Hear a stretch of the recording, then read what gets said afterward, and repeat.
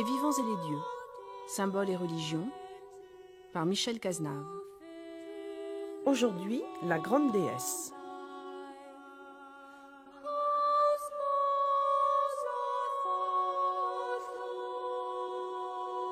Souvent déjà, dans les vivants et les dieux, nous nous sommes confrontés au thème de la grande déesse, que ce soit la grande déesse en Inde, que ce soit la grande déesse à travers les résurgences que l'on a connues dans les civilisations qui nous sont plus proches, particulièrement dans les civilisations sémitiques. Par sémitique, j'entends celles qui commencent avec les royaumes d'Akkad pour aller évidemment jusqu'à la prédication évangélique. Mais aujourd'hui, en compagnie de Yves Moati, qui est l'auteur de la déesse des origines et en même temps de la femme de Jésus, et évidemment le titre est extrêmement provoquant et volontairement provocateur, je dirais, tous deux livres parus aux éditions des Deux Océans, je voudrais réfléchir justement sur ce thème de la grande déesse qui nous rapproche beaucoup de ce que nous avait dit quelqu'un comme Tara Michael, qui nous rapproche beaucoup de l'œuvre de Marija Gimbutas, cette archéologue balte qui a renouvelé profondément toutes les études sur le sujet, et se confronter à cette figure qui a en quelque sorte inspiré l'humanité à partir du moment où nous pouvons en avoir des traces, et des traces à peu près compréhensibles, et précisément des traces interprétables. Yves Moati, il faut le savoir, est juriste de formation, il est juriste de métier, c'est donc quelque chose qui relève de son intime conviction, mais en même temps appuyé sur une science, on s'en apercevra, extrêmement profonde. Mère, dans le monde, tu es la réalisation de la naissance pour ceux qui naissent. Dans l'esprit, ô Mère, tu es la réalisation du yoga pour les yogines. Dans la parole, ô Mère, tu es la puissance de parole pour ceux qui parlent. Dans le corps, tu es la force des souffles pour ceux qui respirent. Ô Mère. Je ne sais pas si c'est moi qui me suis intéressé à déesse mère ou c'est plutôt elle qui m'a attiré à elle comme une sorte d'aimant. J'ai été élevé donc dans cette culture dite judéo-chrétienne qui est très marquée par la figure du Père, et j'ai eu l'impression que l'image de la mère était totalement occultée en moi, et elle s'est réveillée lorsque j'ai découvert les mythologies de l'Inde, la religion hindoue, et notamment lorsque j'ai rencontré une grande sainte mère de l'Inde qui s'appelle Amma ou Mata Amritananda Mahi, et j'ai eu vraiment une révélation de voir que Dieu pouvait aussi se manifester sous l'aspect de la mère et non pas uniquement sous l'image du Père, qui est celle dont nous avons le plus l'habitude en Occident. Oh Allah.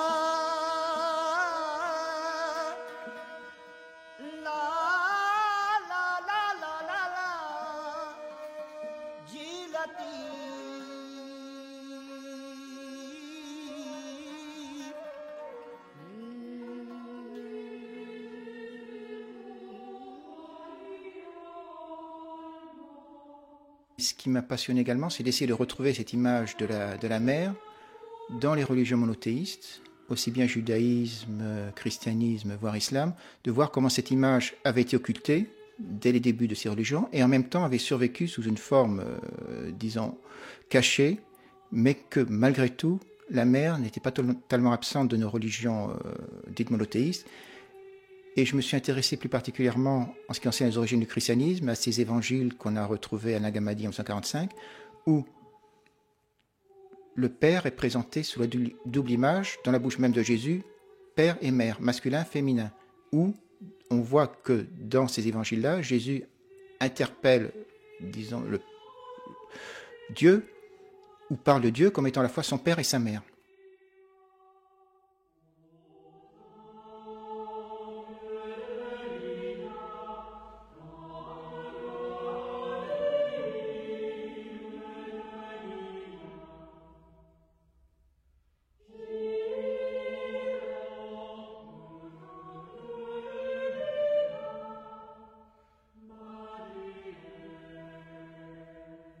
Autant qu'on puisse le savoir, la déesse mère, c'était l'énergie, la totalité, le tout. C'est elle qui inspirait la vie c'est elle qui donnait la vie, c'est elle qui la reprenait, c'est elle qui, en quelque sorte, établissait sa royauté dans le monde entier, puisqu'il semble bien que la première religion était matriarcale avant d'être patriarcale, et que si le Dieu Père existait, apparemment, il avait un rôle subordonné, secondaire, par rapport à déesse mère, qui était vraiment l'absolu.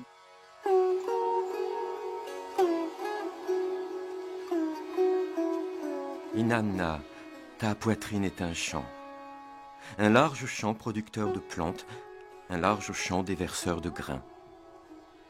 Répands pour le Seigneur en question profusion de breuvages, pour le Seigneur foison de victuailles, profusion de breuvages, pour le Seigneur des victuailles à foison. Puissais-je les recevoir de toi.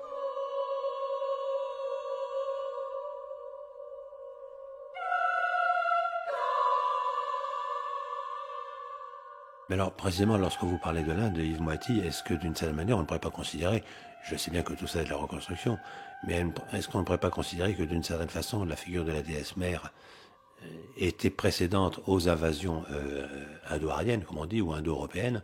Lorsqu'on parle de la mer en Inde, ce qu'on appelle la mer divine, finalement, bon, qui subsiste jusqu'à aujourd'hui. Après tout, les Indiens parlent encore de Mother India, la mer Inde. Puis il y a toutes les petites mers locales, on le sait bien, les matryokas que l'on trouve un peu partout. Est-ce que cette mer, quand même, n'est pas restée sous la figure, après la période des Védas, mais lorsque ça fait retour, n'est pas restée sous la figure de ce qu'on appelle la Shakti, c'est-à-dire la puissance, finalement, de création? C'est ce terme qui désigne la divinité dans toutes ses manifestations en Inde. La Shakti, c'est l'énergie créatrice, c'est l'énergie qui crée le monde, c'est l'énergie qui fait en sorte que tout existe, que tout vit, et c'est par la Shakti également que l'homme peut remonter à l'absolu. Sans la Shakti, il n'y a aucune possibilité d'accéder à l'absolu. Ô déesse, les toujours fidèles qui gardent dans leur chevelure la poussière sacrée de tes pieds sont déliés des objets du monde. C'est là une première merveille. La beauté de ton pied et tout son éclat sans violence reste un étonnement. De la force lumineuse de ses ongles, il tire sa blancheur et par elle détruit le mauvais démon.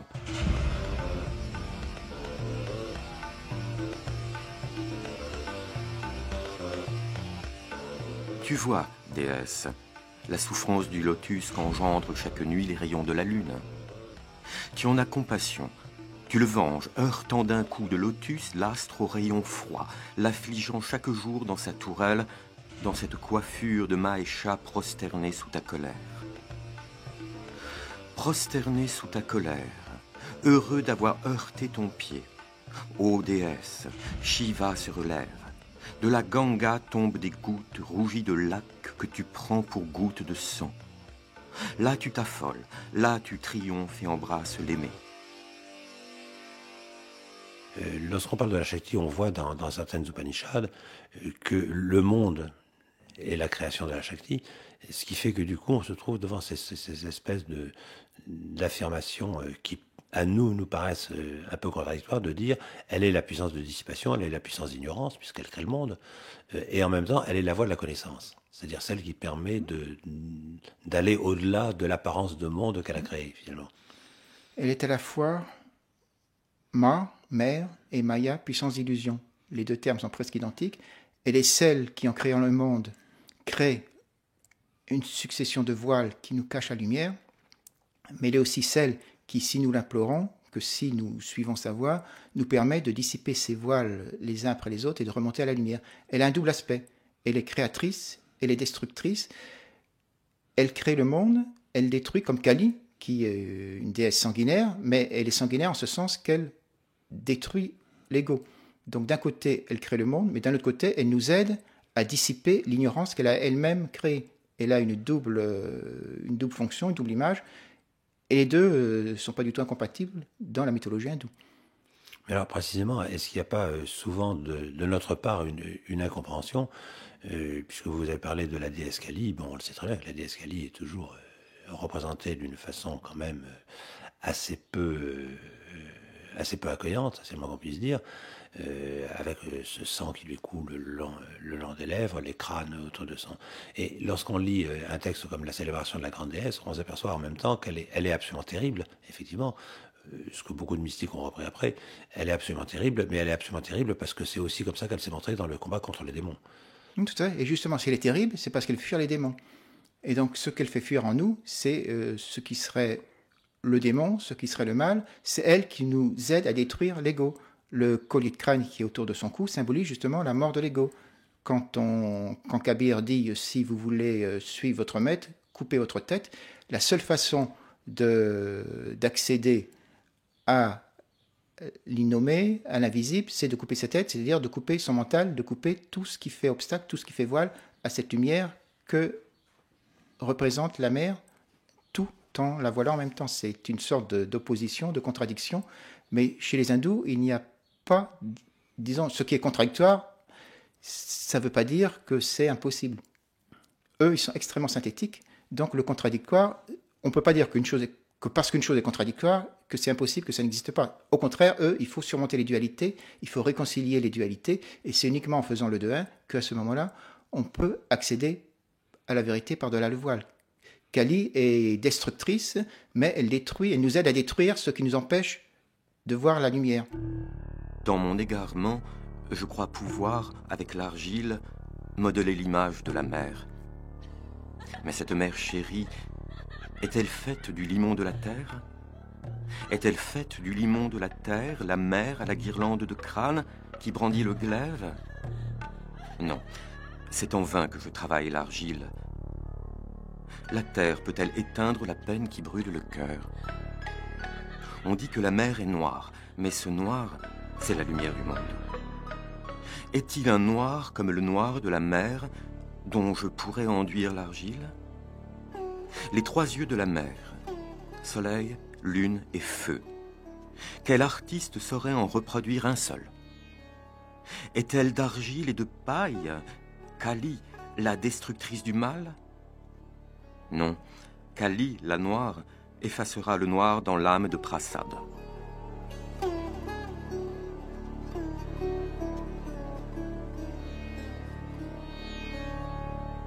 On a l'impression que dans l'Inde, qui du point de vue social, je dirais quand même très marquée par les valeurs masculines, une femme n'est jamais, comme vous le savez, que la mère de un tel, ou l'épouse de un tel, ou la sœur de un tel, ou la fille de un tel, de cette manière. Mais on a l'impression quand même que cette figure de la déesse mère est quelque chose d'absolument fondamental. Comment se saisir de ce thème, dans la mesure où on sait très bien qu'une psychanalyse assez facile, chez nous, dirait « oui, c'est parce que tout homme, finalement, d'une certaine manière, a la nostalgie de sa propre mère », alors que là, on a l'impression quand même qu'il s'agit de tout à fait autre chose. Ah, je pense que c'est tout à fait autre chose. Donc c'est vraiment une aspiration très profonde. L'hindou ne peut pas se concevoir sans la déesse mère. C'est la raison pour laquelle, vous vous rappelez tout à l'heure, il a appelé sa propre terre Mère Inde, Mosa India. Même la terre, tout vient de la terre, tout retourne à la terre. C'est une aspiration beaucoup plus profonde qu'une simple définition psychanalytique telle que nous la donnons en Occident. Je pense que ça n'a strictement rien à voir. C'est vraiment la base même de leur dévotion, de leur culte. Et d'ailleurs, lorsque les dieux doivent lutter contre les démons, ils ne trouvent d'autre solution que de faire appel à la déesse Durga, à laquelle ils donnent tous leurs attributs. La déesse Durga, c'est la synthèse de tous les dieux, et pour manifester qu'elle a la puissance de tous les dieux, chacun des grands dieux du panthéon hindou lui donne l'une de ses armes. Et c'est grâce à Durga que les démons sont chassés du monde. Oui, mais précisément, c'était un peu la scène à laquelle je faisais allusion dans le Devi Mahatmya, dans la célébration de la grande déesse, dans laquelle on voit très bien que cet aspect tellement... lorsque Durga, je dirais, apparaît sous le rôle de Kali, sous la figure de Kali, c'est justement à cet épisode auquel on fait allusion, ce qui souvent n'est pas très bien compris, je pense, chez nous. Mais en même temps, cette déesse mère, je veux dire, elle existait apparemment quand même largement en dehors de l'Inde, puisque à la fin du paléolithique, on en retrouve des figures. Au néolithique, dans ce qu'on appelle aujourd'hui le croissant fertile, on voit très bien que c'est la déesse mère qui règne, et même dans des régions comme la Corse, comme la Sardaigne, comme Malte surtout, on trouve quasiment partout des figures d'une déesse mère. Donc on a l'impression que ça a été du point de vue de l'histoire des religions auxquelles nous pouvons avoir accès, je dirais la puissance première. Dans toutes les civilisations, autant que je sache, il y a toujours eu à la racine une divinité maternelle, une divinité féminine, une divinité qui imprégnait, en tout cas, toutes les civilisations du bassin méditerranéen. On en trouve des traces un peu partout, que ce soit dans la préhistoire, dans le monde antique. Mais que dire de plus? C'est un simple constat. Mais alors, quelles sont j'allais dire les figurations, mais plus que les figurations, les attributs, comment cette déesse apparaît? Parce que, par exemple, on a l'impression que souvent, elle est représentée par un arbre sacré. Bon, dans le pourtour méditerranéen, c'est bien connu, elle est le palmier, elle est le dattier, elle est le pin, elle est le platane, et en même temps qu'elle est accompagnée de pas mal d'animaux. Et je pense particulièrement à un animal qui n'a pas très bonne réputation chez nous, mais dont on voit très bien que nous ne comprenons plus la signification, c'est-à-dire que est-ce que la déesse peut aller sans le serpent? En Crète, elle est toujours représentée avec un serpent.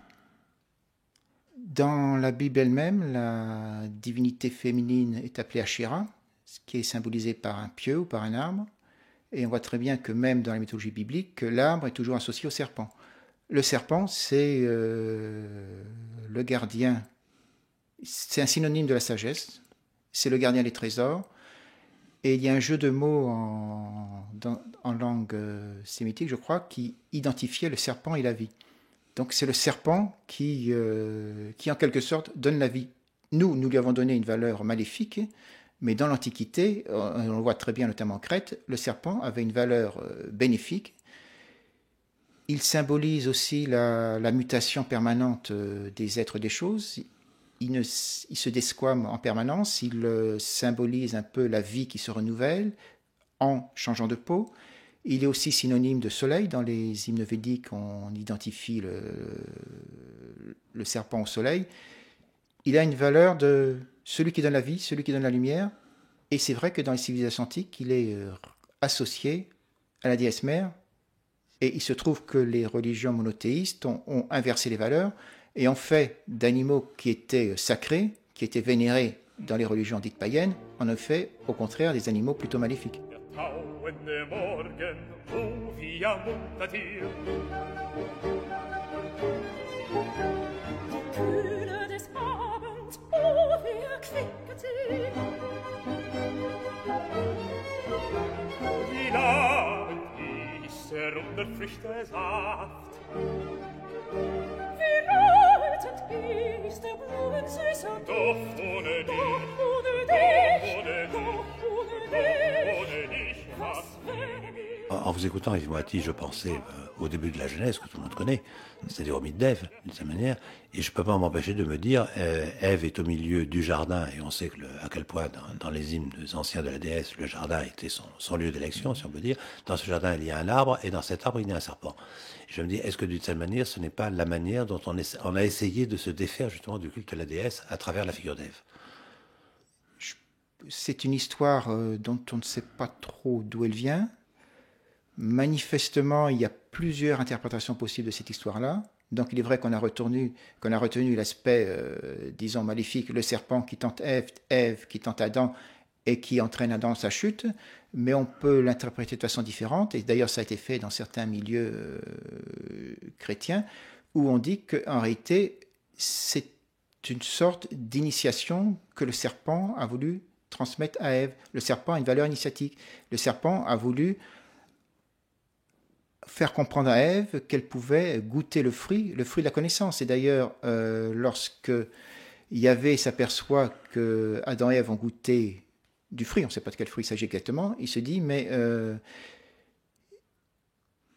ils sont devenus comme des dieux. Oui, j'entends bien, mais bon, c'est à quoi vous faites allusion? Si je vous suis bien, Thomas Yves Moati, c'est plus ou moins aux thèses qui sont soutenues, par exemple, par les ophites, c'est-à-dire une secte. Renonçons à ce mot, étant donné la connotation que ça a pris aujourd'hui. Disons, un mouvement gnostique, de cette manière. Mais moi, je faisais simplement allusion à la tradition installée sur le début de la Genèse et sur la tentation d'Ève.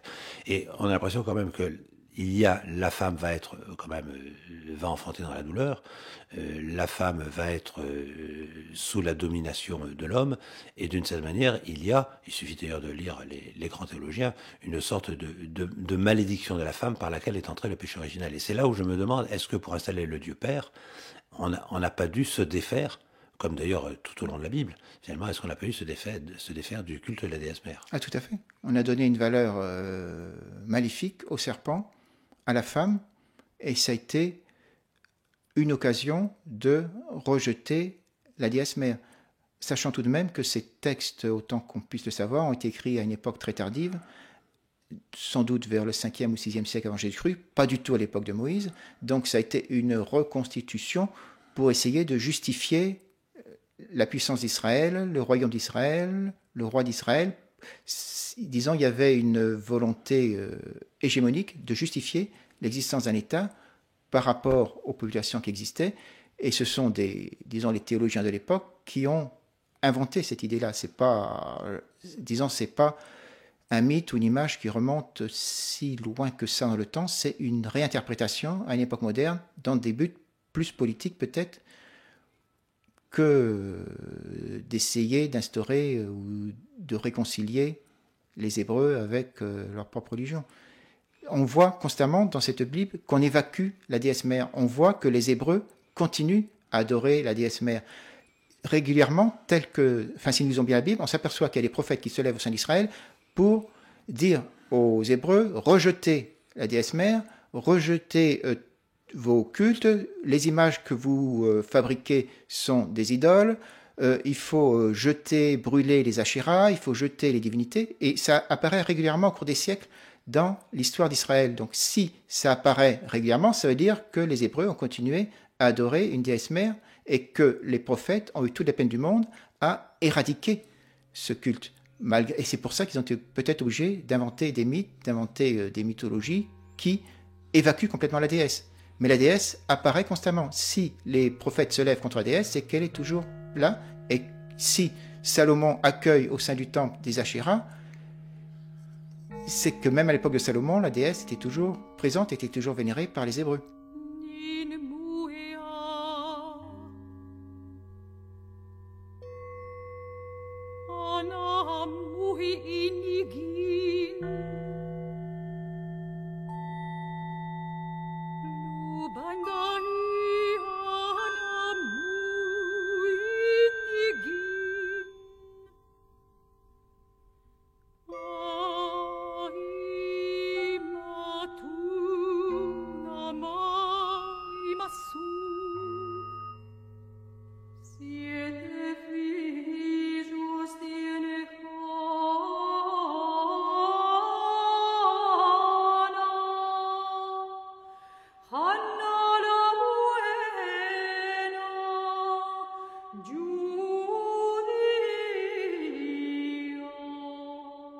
La question qu'on peut se poser, Yves Moetti, c'est de savoir si cette croyance en la déesse mère n'était pas quelque chose qui était, je dirais, quasiment essentiel pour le peuple, puisque vous avez raison, on voit très bien comment les prophètes sans arrêt s'élèvent contre ce culte.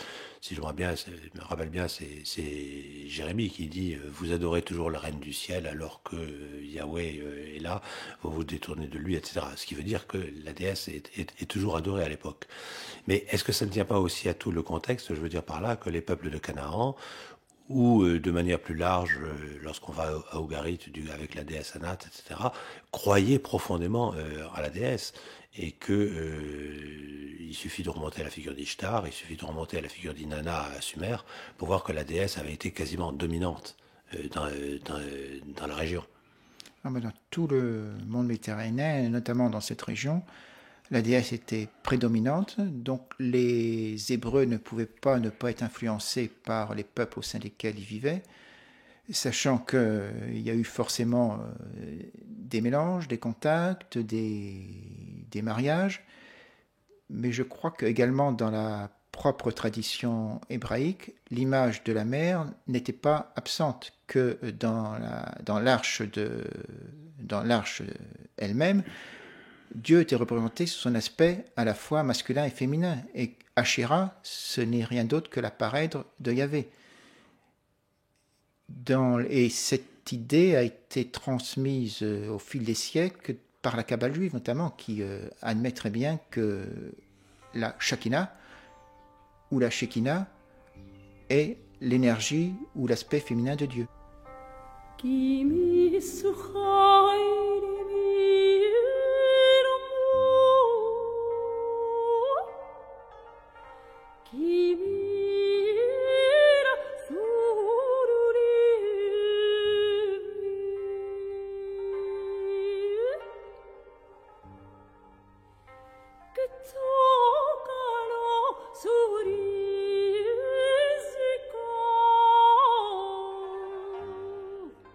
Ce qu'on peut se demander, Yves Moati, c'est est-ce qu'il n'y a pas eu une espèce de réaction générale contre le culte de la déesse et la manière dont, je dirais, les valeurs patriarcales ont voulu s'imposer? Parce que je pense à un mythe que nous connaissons tous, qui est celui de la Pythie de Delphes. Lorsqu'on lit les hymnes homériques, on voit très bien comment Apollon arrive, comment c'est un oracle de la déesse mère, comment il va tuer le grand serpent, d'une certaine manière, et prendre la place. Donc on a l'impression aussi qu'il y a une espèce, comment dire, de révolte générale contre le culte de la déesse. Tout à fait. Ça se manifeste notamment dans les religions antiques, en Grèce, où on voit, dans la mythologie elle-même, comment les dieux finissent par supplanter les déesses mères, et notamment l'ancienne déesse Terre. Petit à petit, les dieux, effectivement, supplantent les divinités. Et ça se traduit dans la civilisation elle-même par des sociétés de plus en plus patriarcales. On a l'impression que les deux vont de pair, et que les anciennes sociétés matriarcales disparaissent progressivement et laissent place à des sociétés patriarcales où c'est le roi qui domine et non plus la reine.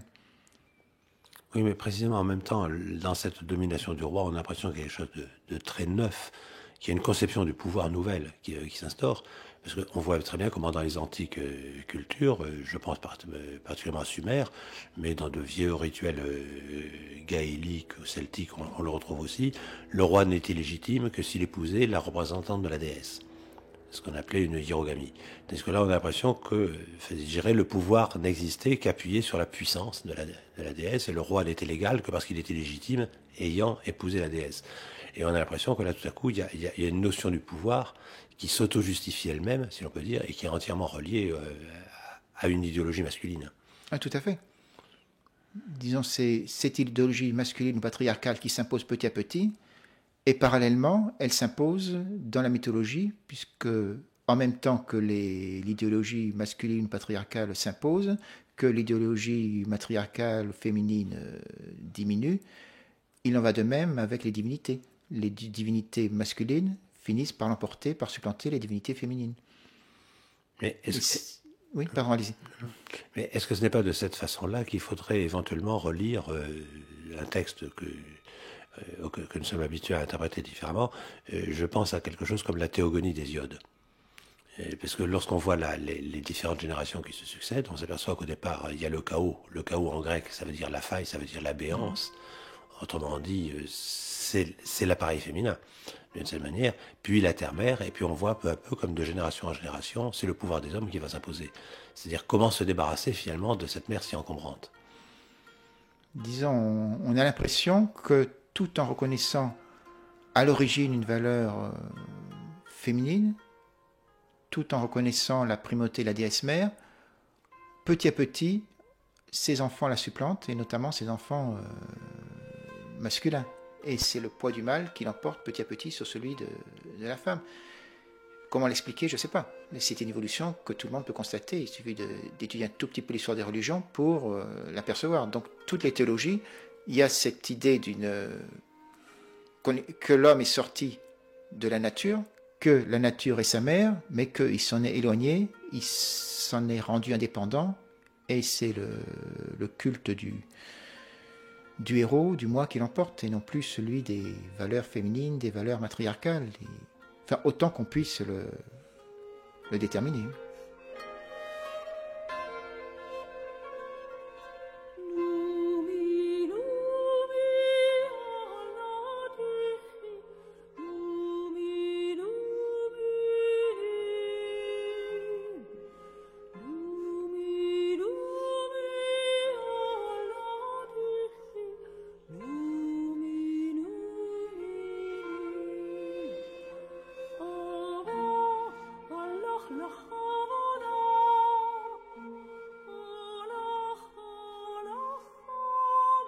Lorsque vous dites, Yves Boati, que la déesse reste toujours présente, je dirais, est-ce qu'elle ne va pas prendre des visages qui étaient peut-être inattendus, mais dans lesquels on la retrouve? Je pense par exemple au livre des Proverbes, tout un chapitre, vous savez, qui est consacré à la sagesse, et on a l'impression que la sagesse, qui est décrite comme une jeune femme finalement, qui est auprès de Dieu, qui a existé de toute éternité, on a l'impression que la sagesse est une sorte de réhabillage, si l'on peut dire, de l'ancienne Ashéra. Tout à fait. La sagesse, ou la Sophia en grec, elle joue le jeu de Dieu, elle est l'architecte de l'univers, elle est constamment présente aux côtés de Dieu. C'est elle qui donne la vie, dit ce même texte. On a vraiment l'impression qu'elle réapparaît en permanence, d'une façon ou d'une autre, et quand on lit le livre de la sagesse, on a tout à fait le sentiment qu'elle a un rôle presque aussi important que celui de Yahvé. Elle est l'énergie de Yahvé, elle est l'acte de Yahvé. L'un ne va pas sans l'autre. Oui, mais c'est là où je me pose la question de dire, est-ce que d'une certaine manière, les Hébreux, là, ne redécouvrent pas, je dirais, au moins l'idée fondamentale, qui est par exemple celle de la Shakti en Inde? Je crois, oui, je crois également. C'est, pour moi, enfin, la sagesse, c'est l'énergie. Et la Shakti, c'est l'énergie. C'est tout à fait, à mon avis, c'est exactement l'équivalent. Sauf que en Inde, elle est glorifiée, elle apparaît de façon omniprésente. Là, elle apparaît d'une façon un peu détournée, où il faut un peu interpréter, un peu analyser pour la réhabiliter totalement. Mais elle n'est pas absente, elle réapparaît en permanence. Et Yves Moitié, est-ce que de ce point de vue-là, ce n'est pas cette figure qui va donner lieu à toutes les spéculations de la Kabbale, puisqu'on sait que l'arbre des Séphiroth, qui est quand même la présence même de Dieu, la Shekinah, c'est, si l'on peut se permettre ces mots, la face féminine de Dieu. Et que la manifestation de Dieu, le Dieu complètement inconnu, le Dieu inconditionné, le Dieu au-delà de toute délimitation, de toute définition, ce Dieu ne peut se donner que dans un espace féminin. C'est la manifestation, l'énergie, la création, et la création a toujours une valeur féminine. Mais alors, est-ce que c'est pour ça que la dernière séphira, c'est précisément la séphira Malkout, la royauté, et que c'est une séphira féminine qui justement fait le lien avec notre monde à nous? Peut-être. De même que dans les spéculations gnostiques, c'est la Sophia qui fait le lien entre notre monde à nous et le royaume. On a l'impression dans les spéculations gnostiques, il y a parfois des parallèles avec la Kabbale juive. On a l'impression que ce sont les mêmes images, les mêmes valeurs qui réapparaissent sous des formes, des dénominations différentes.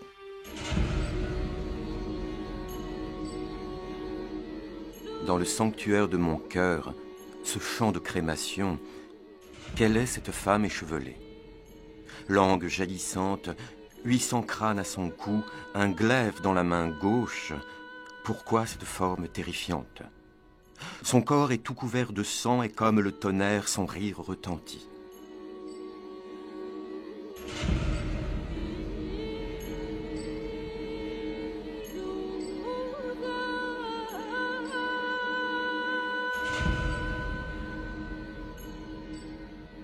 Puisque vous faites allusion à la gnose, qui est d'abord une gnose chrétienne, historiquement, enfin qui s'inscrit dans l'horizon du christianisme, disons, Yves Moiti, j'aimerais bien là qu'on s'y attarde un peu, dans la mesure où là aussi on a l'impression finalement que cette figure de la déesse mère réapparaît à travers des figures comme la sagesse, effectivement, bon ça c'est peut-être hérité des Hébreux, ou à travers la figure de Marie.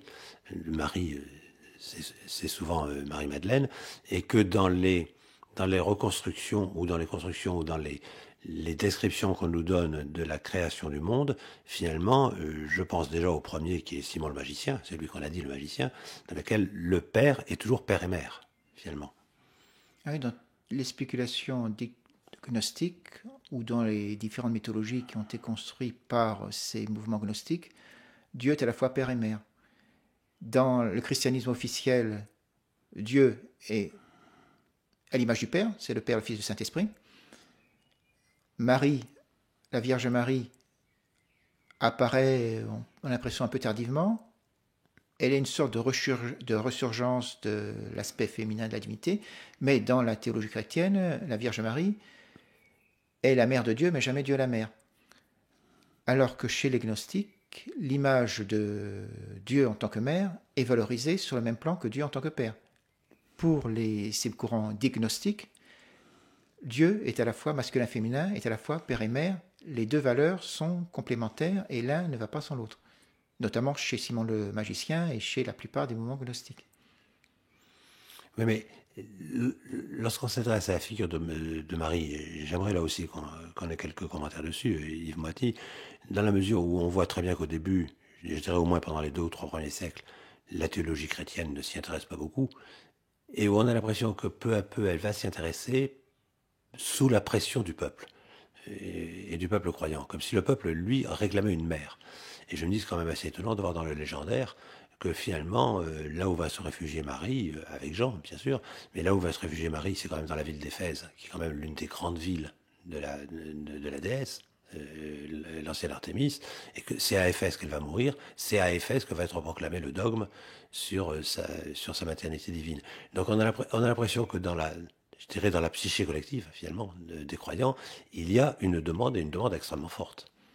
C'est le sentiment qu'on a, autant que l'on puisse reconstituer l'histoire des religions, on a vraiment l'impression que cette image s'est imposée à l'Église et que l'Église ne pouvait pas faire autrement que de restaurer, que d'indiquer quelque part cette figure féminine qui ne pouvait pas totalement disparaître. Le Dieu Père était là, il est défini, mais il manquait quelque chose. On a vraiment l'impression, effectivement, que c'est sous la pression populaire ou sous un courant auquel l'Église ne pouvait pas résister, qu'on a réhabilité l'image de Marie, de la mère de Jésus, qu'on en a fait un intermédiaire entre Dieu et l'humanité, qu'on en a fait la mère de Dieu au sens très fort du terme, alors que l'image même de Marie n'est pas valorisée à ce point-là quand on lit les évangiles canoniques en tout cas. Oui, mais c'est ça qui m'intéresse, c'est cette espèce de construction, si l'on veut dire, dans laquelle on voit bien que les théologiens sont souvent assez réticents, et l'Église, dans sa constitution, a toujours été extrêmement réticente.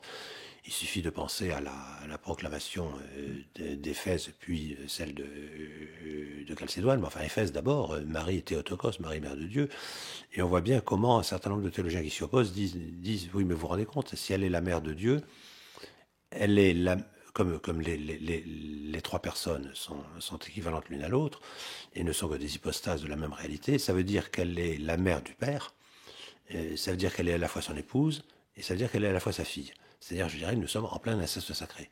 Et là, on a l'impression qu'on retrouve de vieux scénarios de la mythologie ancienne. Ah, tout à fait. Disons, on a l'impression que le thème même de la Vierge Mère s'est repris de la mythologie antique. On a l'impression qu'il a fallu composer. Il y avait un courant très fort qui était toujours sous l'influence, ou qui toujours revendiquait l'importance de la déesse mère. Et il y a sans doute eu des controverses entre théologiens pour savoir quelle place allait-on pouvoir donner à cette figure féminine. Et on a trouvé d'autres meilleures images que celle de Marie pour restaurer l'aspect féminin, l'image féminine, en quelque sorte, pas tout à fait de Dieu, mais de l'intermédiaire entre Dieu et l'homme. Et c'est Marie qui devient l'intermédiaire entre l'humanité et la divinité. Et effectivement, il ne fallait surtout pas qu'elle devienne l'égale, l'équivalente de Dieu. Elle est la mère de Dieu, en ce sens qu'elle est la mère de Jésus, qui est Dieu lui-même, mais jamais on la met sur le même plan que Dieu le Père. Et pourtant, on permet au peuple de lui vouer un culte, de l'adorer en permanence, un peu comme on adorait autrefois les idoles sacrées.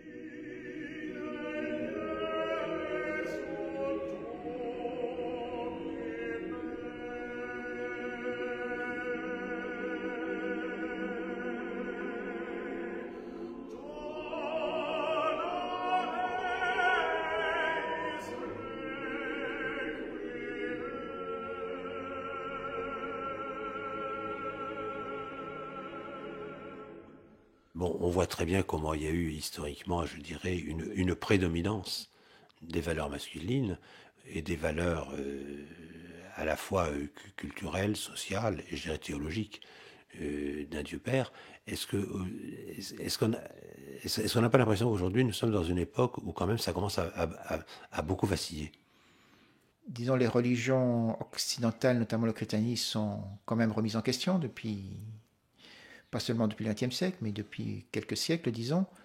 La déchristianisation a non seulement comme conséquence que les églises se vident, mais également que les êtres qui se posent des questions ont tendance à aller voir ailleurs, notamment du côté de l'Inde. Et c'est pas intermédiaire de l'Inde que la déesse mère, à mon avis, peut réapparaître, ou en tout cas qu'on peut avoir à nouveau une connexion, une image enfin positive de l'aspect féminin de Dieu.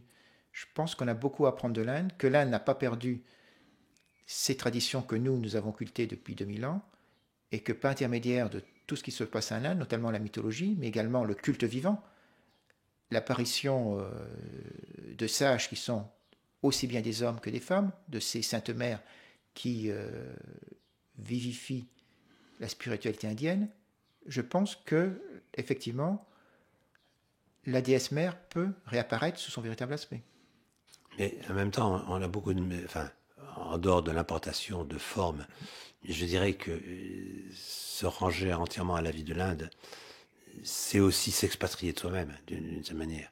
Mais est-ce qu'il n'y a pas des pistes dans lesquelles on pourrait retrouver cette figure selon nos propres canons à nous? Tout à fait. Et c'est pour ça qu'après un passage par l'Inde, il est extrêmement enrichissant de se plonger dans ces textes qui ont été redécouverts il n'y a pas si longtemps que ça, dans ces évangiles dignostiques, qu'on ne peut comprendre, à mon avis, que à la lumière de la métaphysique universelle. On ne peut absolument pas comprendre, comme on l'a fait jusqu'ici, les évangiles de Nag Hammadi, les évangiles dignostiques, à la lumière de la théologie chrétienne, tout simplement parce qu'ils ne répondent pas du tout aux catégories, aux critères de la théologie chrétienne. Et lorsqu'on lit ces évangiles d'un œil neuf, notamment l'évangile de Thomas, on redécouvre dans la bouche même de Jésus cette valorisation permanente de l'aspect féminin de Dieu. Dans la bouche de Jésus, Dieu est à la fois père et mère, est à la fois masculin et féminin. Et il y a une parfaite cohérence, une parfaite complémentarité entre les deux aspects. Et cela va si loin qu'à un moment donné, Jésus dit « Ma mère m'a enfanté », mère avec une minuscule, mais ma mère véritable avec une majuscule m'a donné la vie. Dans sa bouche, la mère, c'est pas seulement celle qui donne la vie au sens physique du terme, c'est celle qui donne la vie avec un V majuscule, c'est-à-dire l'initiation, la vie dans la divinité, celle qui donne la réalisation, qui donne la lumière. La mère féconde, la mère donne naissance à l'être humain, mais aussi donne naissance à l'esprit en nous-mêmes. Et lorsque le véritable symbole de la Vierge Marie, à mon avis, c'est celui que certains mystiques avaient compris, notamment Angelus Silesius, c'est la Vierge Marie. Pourquoi est-ce que je dois être comme la Vierge Marie? C'est que je dois être en sorte que mon mental soit aussi pur, aussi blanc, aussi immaculé, aussi vierge que celui de Marie, pour pouvoir enfanter en moi Jésus. Et c'est tout à fait cet aspect-là qu'on le retrouve dans les évangiles de Nag Hammadi, notamment dans celui de Thomas ou dans d'autres comme celui de Philippe. Il y a constamment cette valorisation de l'aspect féminin de Dieu, Dieu le Père, Dieu la Mère, et constamment Jésus dit aussi « Faites le Dieu un, faites le mâle et la femelle, le masculin et le féminin, un seul en vous-même. » Mais c'est une démarche qu'on le retrouve dans toutes les initiations orientales, occidentales, antiques. Il faut connaître le masculin, adhérer au féminin, il faut faire le deux un, il faut que les deux parts qui sont nous-mêmes soient intégrées, complémentaires, de façon à réaliser l'unité. Et c'est vraiment ça qui est passionnant, c'est qu'on trouve dans ces textes-là, qui sont à la base même des religions occidentales, même s'ils ont été occultés, qui circulaient, qui étaient extrêmement diffusés au début du christianisme, où il y avait sans arrêt des débats, où on s'aperçoit que le christianisme est beaucoup plus diversifié, beaucoup plus multiple, beaucoup plus controversé que l'image qu'on en a aujourd'hui. Toutes ces démarches-là, tout cet aspect féminin de l'absolu était présente, vivante et mise dans la bouche même de Jésus.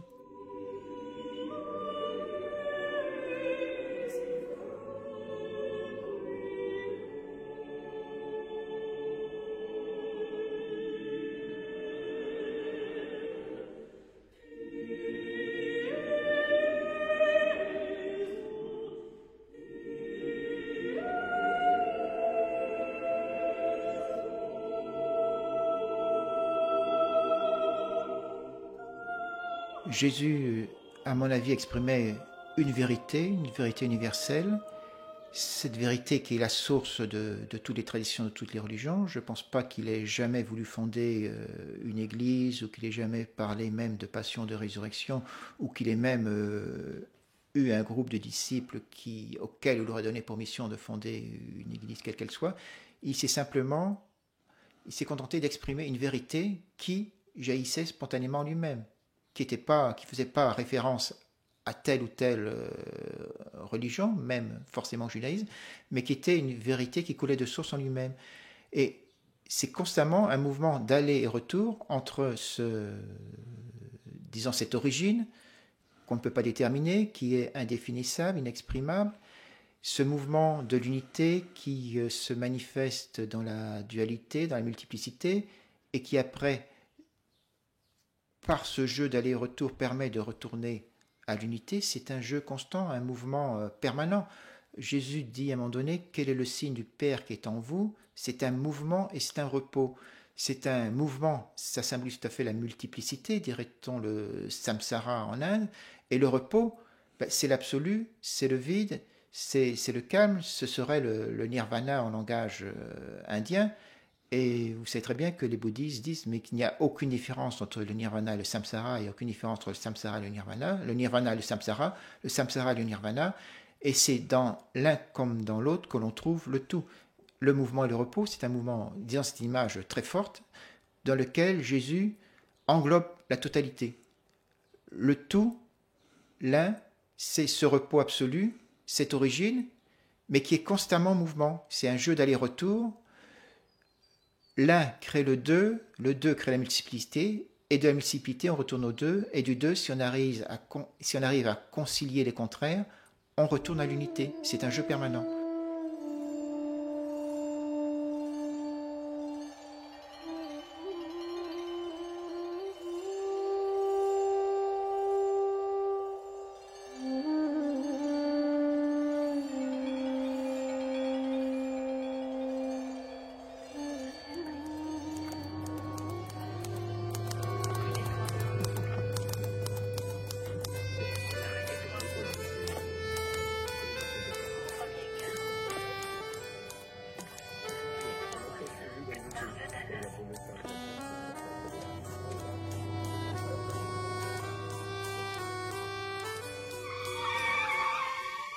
Livre.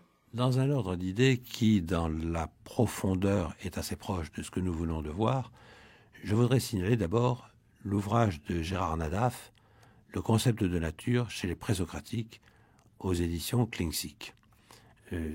Plutôt que nature, d'ailleurs, on devrait se servir du terme grec, la physis.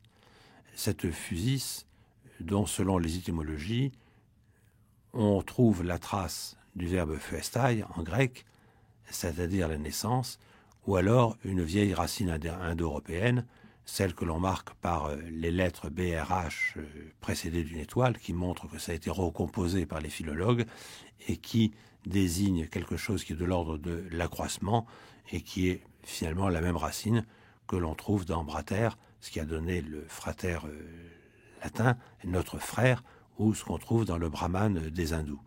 Et de ce point de vue-là, et à travers justement essayer de comprendre quel est ce concept de nature, de physis, chez les présocratiques, c'est-à-dire chez les philosophes qui ont précédé non seulement la figure de Socrate, mais surtout la grande œuvre de Platon, donc à travers des poètes comme Homère ou Hésiode, ou des philosophes comme Anaximandre ou Héraclite ou Pythagore, pour finir avec Anaxagore de Clazomène, Gérard Nadaf essaie de nous montrer comme la nature est quelque chose qui est de l'ordre de l'origine, mais de l'origine telle qu'elle est manifestée, et où donc c'est en même temps la description d'une trajectoire de cette manifestation en tant que telle pour arriver jusqu'à l'achèvement de cette origine, et où d'une certaine manière il y a en même temps un lien extrêmement profond entre ce qui est l'origine du monde, ce qui est l'origine des hommes, ce qui est l'origine de la cité, jusqu'au moment où ils atteindront leur perfection, si tant est évidemment que la perfection soit de ce monde. C'est la loi qui permet aux hommes de former un cosmos, malgré leurs différences. Les humains pourraient dès lors se rendre maîtres de leur destin, de leur tuquet et de créer leur propre avenir. D'autre part, je voudrais m'intéresser, ne fût-ce qu'un court instant, au volume publié par les éditions Bayard, volume collectif intitulé « Ce que la Bible doit à l'Égypte » avec une préface de Thomas Romer, dont on sait qu'il est professeur au Collège de France dans ce genre de domaine d'études. Et de ce point de vue-là, on voit très bien comment on n'est pas très loin de ce qu'a déjà publié, par exemple, quelqu'un comme Otmar Kiel, professeur à l'université de Fribourg, sur le Cantique des Cantiques, où il montre comme le Cantique des Cantiques, au-delà des influences acadiennes ou des influences babyloniennes que l'on connaissait déjà, est extrêmement influencé par la grande poésie amoureuse de l'Égypte. Et d'une certaine manière, à travers des considérations sur l'Exode, à travers des considérations sur la figure de Moïse, bien entendu, et de ce point de vue-là, on n'est pas très loin de l'homme Moïse de Sigmund Freud. Ces études, cet ensemble d'études, plus exactement, essaie de nous montrer à quel point la Bible est marquée par l'Égypte, à tel point que l'on a pu dire que si l'Égypte n'avait pas existé, la Bible n'existerait peut-être pas. L'Égypte qui est à la fois l'opposé, mais qui en même temps exerce une extraordinaire fascination sur les scripteurs ou sur les scribes de la Bible, et où on le retrouve à travers des correspondances entre la sagesse judaïque et la sagesse égyptienne, ou entre la dialectique qui s'instaure entre la pratique des oracles, par exemple en Égypte, et la prophétie telle qu'elle se développe dans le territoire judaïque. Et l'étude de ce point de vue-là, d'ailleurs, au-delà de cas tout à fait convenus auxquels on ne pouvait pas ne pas s'attendre, comme celui du pharaon Akhenaton, l'étude va jusqu'au monachisme chrétien pour montrer comme les pères du désert eux-mêmes, non seulement étaient héritiers de la Bible, mais étaient héritiers aussi d'une très profonde tradition égyptienne. Le silence, avec l'humilité du cœur, est l'une des vertus cardinales du sage égyptien, dont la vie est en conformité avec la Ma'at, l'harmonie divine régissant le monde. Par ailleurs, et puisque nous parlions de la Bible, je voudrais signaler aussi la réédition, chez Droz, des livres de Salomon de Sébastien Castellion. De quoi s'agit-il? Sinon de l'une des premières traductions protestantes en français de textes bibliques. Castellion avait déjà donné à Bâle, au milieu du XVIe siècle, une Bible nouvellement translatée, et où il est réuni l'ensemble des textes qui sont attribués à Salomon, c'est-à-dire les Proverbes, l'Ecclésiaste et le Cantique des Cantiques, sur l'arrière-fond d'ailleurs d'une controverse avec le médecin et prédicateur, le théologien en même temps, qui était Théodore de Bèze, et surtout Calvin, dans la mesure où on est renvoyé à la très vieille controverse, qui date d'ailleurs pratiquement du début de notre ère, pour savoir si un livre comme le Cantique des Cantiques, par exemple, est véritablement un livre saint, ou, selon l'expression de Castellion, est-ce qu'il ne fait preuve que des débordements de Salomon, et est-ce que, d'une certaine manière, ce n'est pas un livre des amours impudiques. Et de ce point de vue-là, c'est une plongée dans l'univers spirituel du XVIe siècle, et sans aucun doute, en même temps, l'une des traductions les plus soignées du point de vue du style, qui nous donne comme un abord différent de textes que nous avions bien cru connaître jusqu'ici. Écoute ton père, lequel t'a engendré, et ne méprise pas ta mère, quelque vieille qu'elle soit. Achète vérité et ne la vends pas, sagesse, instruction et prudence. Un père d'injuste tressaillit de joie, et qui a engendré un sage en est bien aimé. Enfin, je voudrais terminer par la publication aux éditions Les Belles Lettres de ce qui est titré « 3 grands poèmes religieux », mais qui en réalité renvoie à de grands poèmes en provenance de l'Islande, c'est-à-dire la patrie des sagas en tant que telle, un texte qui s'appelle le Geistli de Einar Skulason du XIIe siècle, et qui chante les exploits de saint Olaf, celui qui a christianisé l'Islande.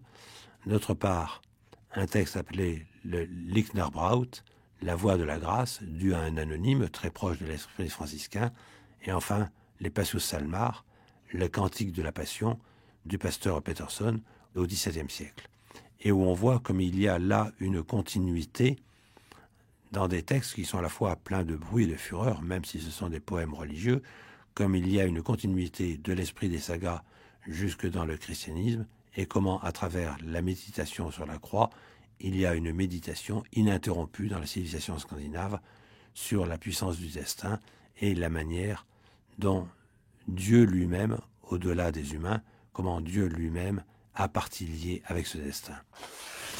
Toutes les trahisons des hommes et toute mauvaise conduite, le Seigneur les annihile lorsqu'il le veut. Sa décision demeure immuable éternellement, et son gouvernement est stable. La ruse des arrogants passe rapidement. Les livres aujourd'hui. Le concept de nature chez les présocratiques de Gérard Nadaf aux éditions Klimsik. Un collectif, ce que la Bible doit à l'Égypte aux éditions Bayard. Une réédition des livres de Salomon de Sébastien Castellion aux éditions Drose. Et 3 grands poèmes religieux aux éditions Les Belles Lettres.